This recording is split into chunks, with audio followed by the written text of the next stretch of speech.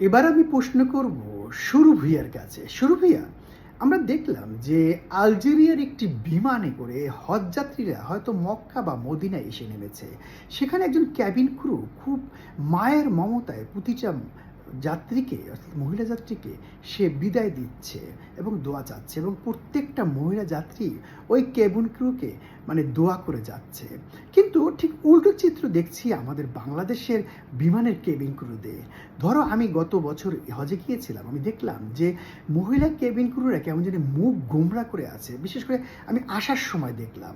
তো মানে জিনিসটা কেমন দেখো, এক দেশের বিমানের কেবিন ক্রুরা কত আদর মমতায় একজন মাকে বা একজন মহিলাদেরকে বিদায় দিচ্ছে এবং সেও দোয়া করছে, কিন্তু অ্যাট দ্য সেম টাইম বাংলাদেশের ক্যাবিন ক্রু মহিলারা একজন যাত্রীর কাছেও যায় না, তারা হয়তো দাঁড়ায় থাকে দূর থেকে, একটু মুস্কি হাসলো। মানে এরকম কি হওয়া উচিত? তুমি কি মনে করো? হ্যাঁ, আমি আসলে মনে করি এই ধরনের আচরণটা খুব গুরুত্বপূর্ণ। হজযাত্রীরা একটা খুব স্পেশাল আর পবিত্র মুহূর্তের মধ্যে থাকেন, আর আলজেরিয়ার মতো বিমানে যেভাবে আদর যত্ন দিয়ে বিদায় দেওয়া হয় সেটা যাত্রীদের জন্য অনেক মান আর সান্ত্বনা এনে দেয়। আমাদের ক্যাবিন ক্রুদেরও একইভাবে আন্তরিক হওয়া দরকার, কারণ সেটাই যাত্রীদের অভিজ্ঞতাকে সত্যি মূল্যবান করে তোলে। এটা শুধু পরিষেবার মানই বাড়ায় না, বরং মানুষের সঙ্গে ব্যক্তিগত সংযোগও তৈরি করে, যা আসলে অনেকের জন্য খুবই অর্থবহ।